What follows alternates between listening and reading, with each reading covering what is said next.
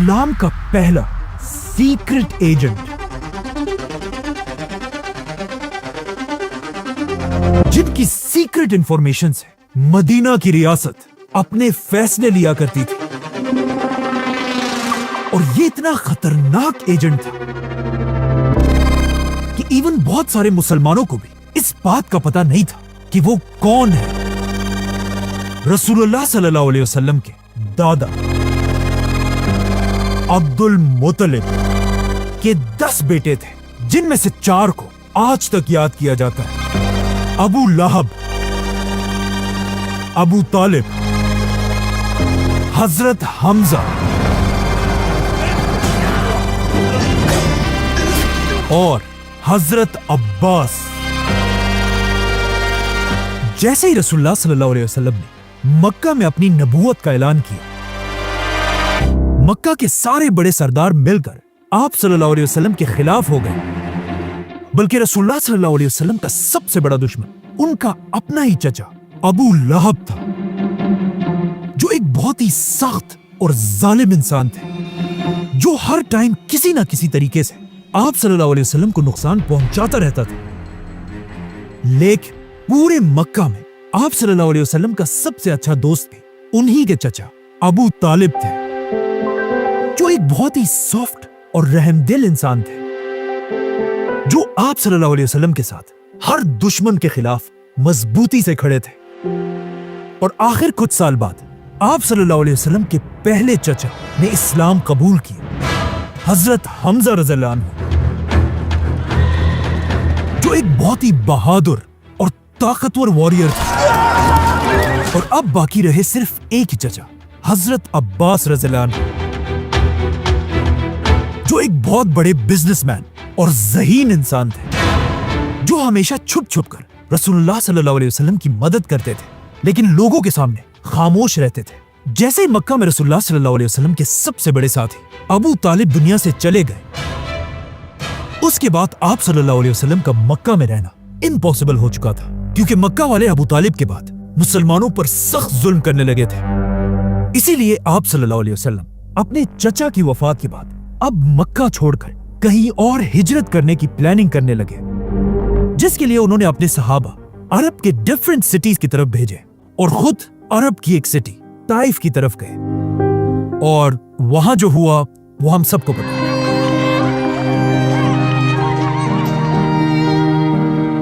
Taif के वाक़े के बाद जब आप सल्लल्लाहु अलैहि वसल्लम वापस मक्का आए और मक्का वालों को ऐसा लग रहा था कि अब आप सल्लल्लाहु अलैहि वसल्लम के पास कोई भी रास्ता नहीं है, अचानक एक दिन अरब की एक छोटी सी सिटी मदीना के लोग मक्का हज करने आए,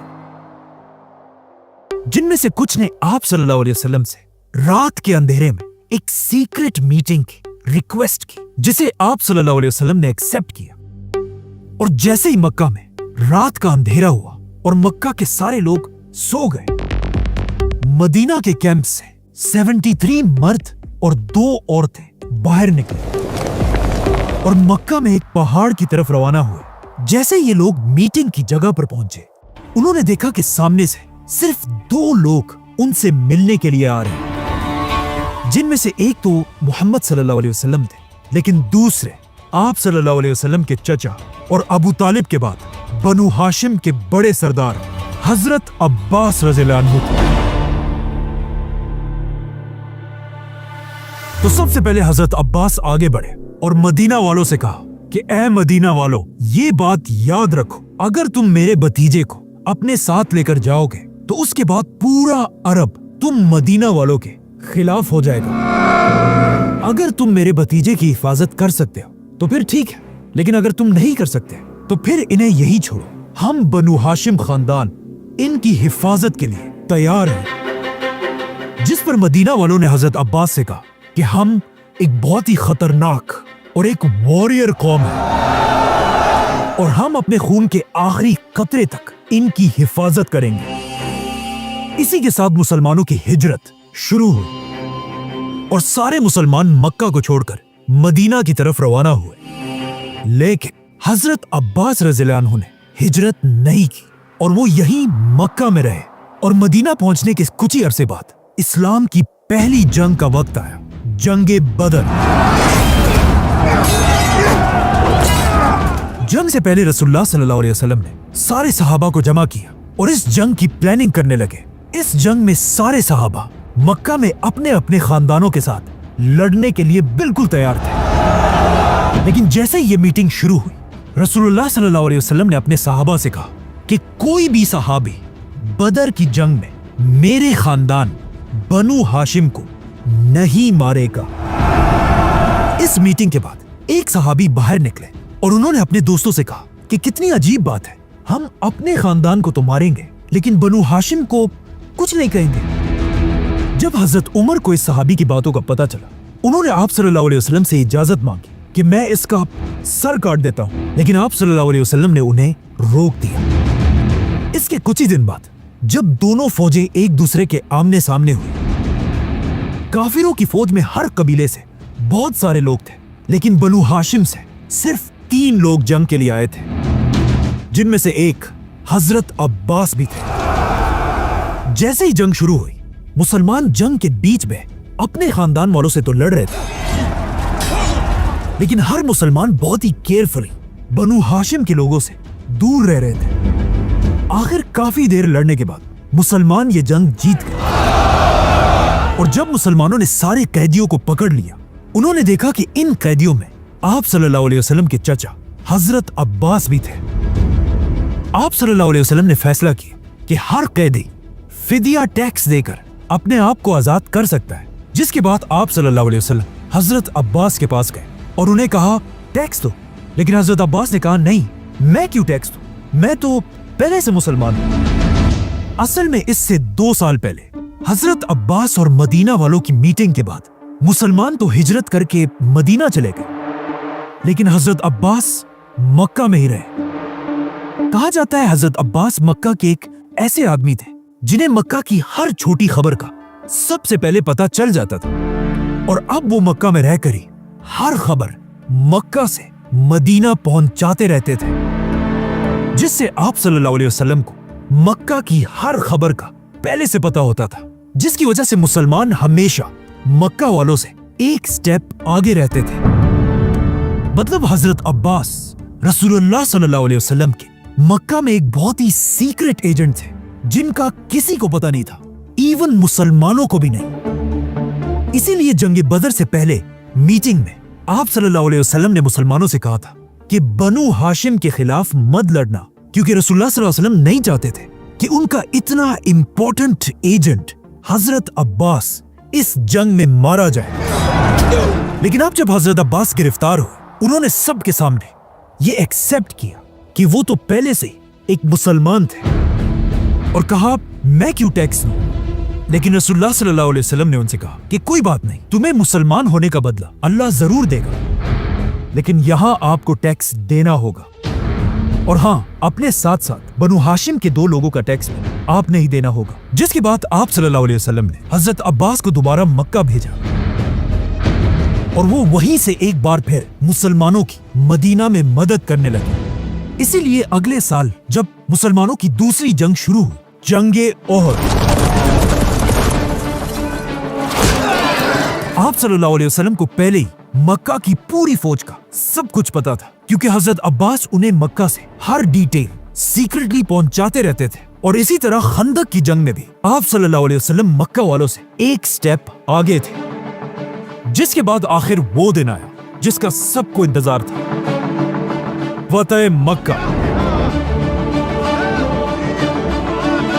और जैसे ही आप सल्लल्लाहु अलैहि वसल्लम 10,000 मुसलमानों के साथ मदीना से मक्का की तरफ रवाना हुए, और उधर मक्का में भी हजरत अब्बास को समझ आ गई कि अब और छुपने का कोई फायदा नहीं। इसीलिए वो भी अपने खानदान के साथ मदीना की तरफ रवाना हुए और रास्ते में मुसलमानों की फौज से मिलकर वापस मक्का को फतह करने आए, और इस तरह मक्का फतह हो गया।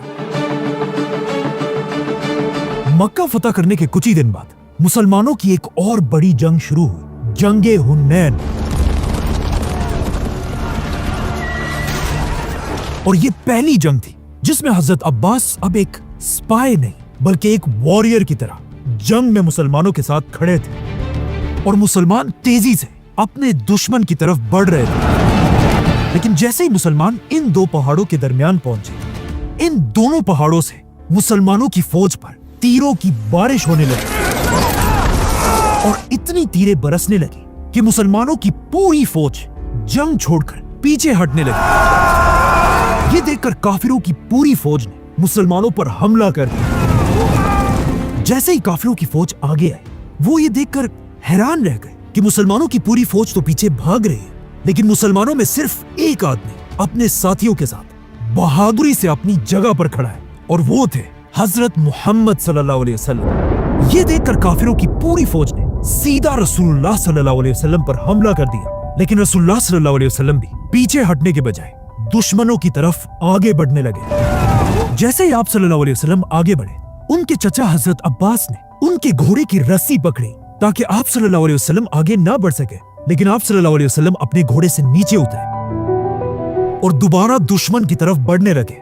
और जब आप सल्लल्लाहु अलैहि वसल्लम आगे बढ़ रहे थे, वो जोर जोर से एक ही बात कह रहे थे, अनन नबिय्यु ला कज़िब अना इब्नु अब्दुल मुत्तलिब। और ये कहते ही रसूलुल्लाह सल्लल्लाहु अलैहि वसल्लम ने अपने चचा अब्बास से कहा कि मुसलमानों की पूरी फौज को जंग में वापस आने की आवाज दो, क्योंकि आप सल्लल्लाहु अलैहि वसल्लम के चचा अब्बास अभी भी एक जवान आदमी थे और वो रसूलुल्लाह सल्लल्लाहु अलैहि वसल्लम से सिर्फ 4 साल बड़े थे। हजरत अब्बास अपनी ऊंची आवाज से मुसलमानों को बुलाने लगे, तालू इलल मारिका, और कहने लगे कि ऐ मुसलमानों, अपने नबी को छोड़कर कहां जा रहे हैं? तालू इलल मारिका। इसके बाद हजरत अब्बास खुद कहते हैं कि मेरी आवाज मुसलमानों की फौज ने जैसे ही सुनी, सब ने अपने ऊंटों को उसी वक्त मोड़ दिया और आप सल्लल्लाहु अलैहि वसल्लम को बचाने के लिए फुल स्पीड भागने लगे। उस टाइम कुछ सहाबा ऐसे भी थे जो अपने ऊंटों को ना मोड़ सके और वो अपने ऊंटों को छोड़कर पैदल आप सल्लल्लाहु अलैहि वसल्लम के लिए रवाना हुए। इस तरह कुछ ही देर में मुसलमानों की 12,000 की फौज दोबारा जंग में आई और मुसलमान ये जंग जीत गए।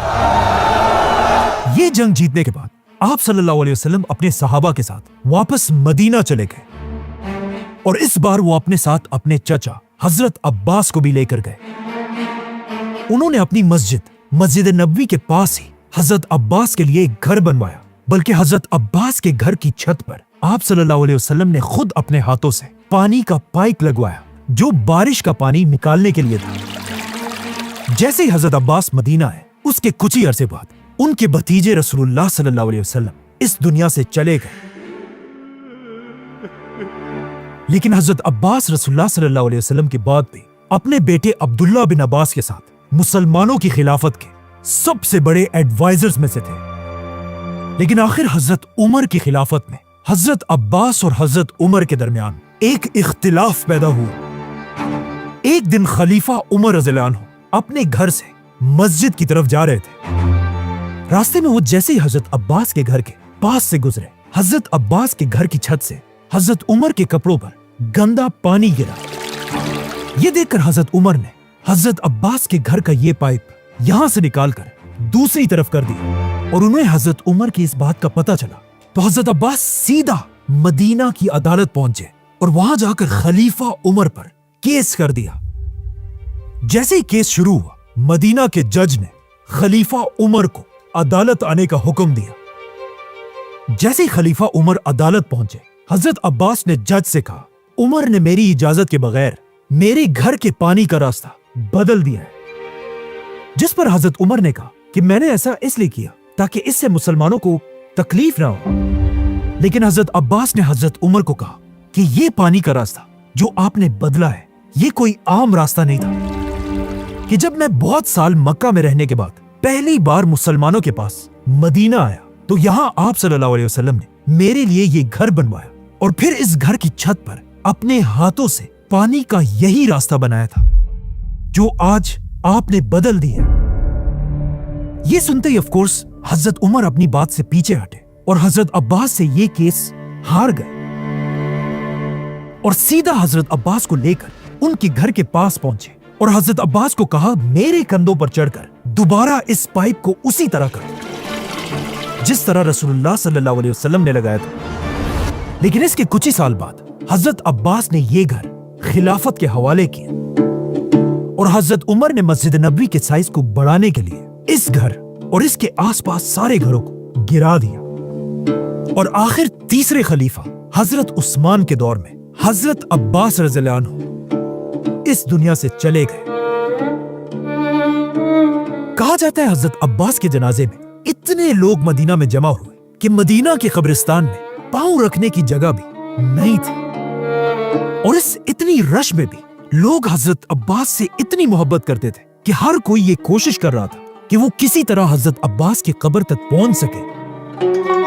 यहां तक कि खलीफा उस्मान भी मुसलमानों की इसी रश में फंस गए थे, जिसके बाद हजरत उस्मान ने मुश्किलों से अपने आप को मुसलमानों की इस रश से बाहर निकाला।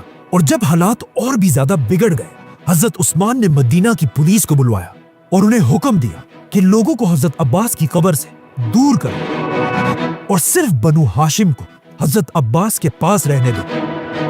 और इस तरह रसूलुल्लाह सल्लल्लाहु अलैहि वसल्लम के चचा, इस्लाम के पहले सीक्रेट एजेंट और आने वाली अब्बासी खिलाफत के दादा हजरत अब्बास रज़ियल्लाहु अन्हु को मदीना में दफना दिया गया।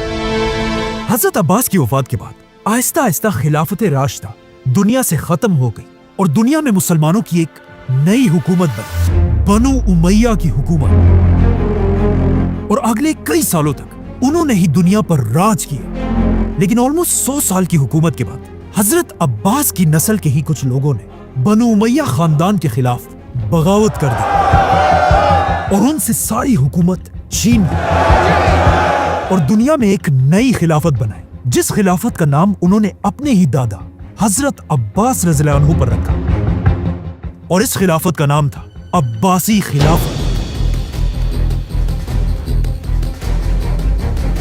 जिन्होंने आते ही दुनिया में अपना नया कैपिटल बनाया, बगदाद।